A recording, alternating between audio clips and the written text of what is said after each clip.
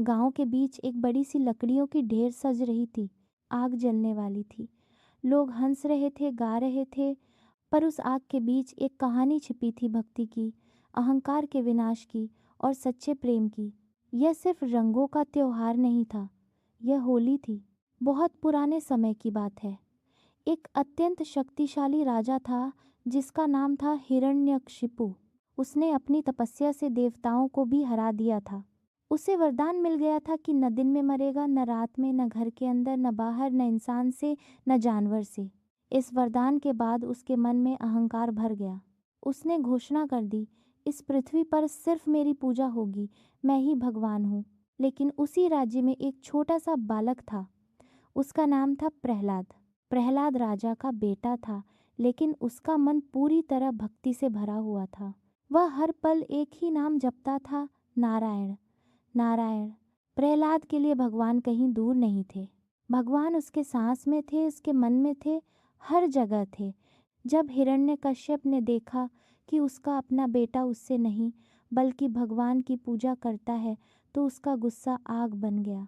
उसने प्रहलाद को बुलाया और कहा, सच सच बता, तेरा भगवान कहाँ है?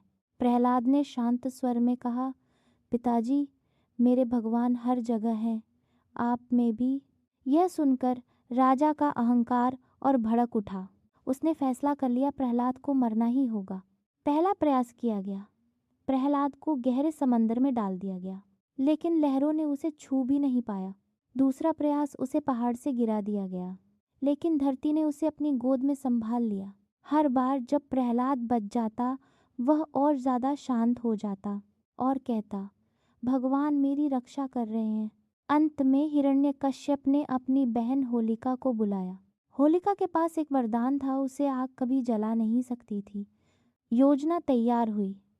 एक विशाल आग जलाई गई। होलिका अपनी गोद में प्रहलाद को लेकर आग में बैठ गई। लोग चुप थे। हवा भी थमी हुई थी। आग धधक रही थी।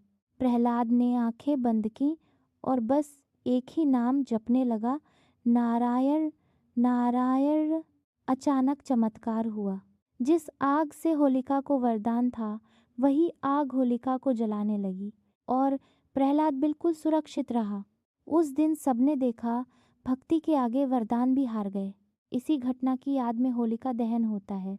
यह सिर्फ लकड़ी जलाना नहीं है, ये अहंकार, पाप और बुराई को जलाने का प्रतीक है।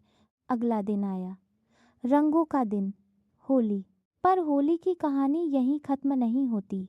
बहुत बाद में वृंदावन और मथुरा की गलियों में एक नटखट सा बालक घूमता था, कृष्ण। कृष्ण का रंग सांवला था। वह अक्सर अपनी माँ से पूछता था, मैं इतना काला क्यों हूँ और राधा इतनी गोरी क्यों? माँ मुस्कुराकर कहती है, राधा के गाल पर रंग लगा दे, फिर सब बराबर हो जाएगा। उस दिन कृष्ण ने राधा के गाल पर रंग लगाया। राधा हंस पड़ी। गोपियां भी रंग में रंग गईं।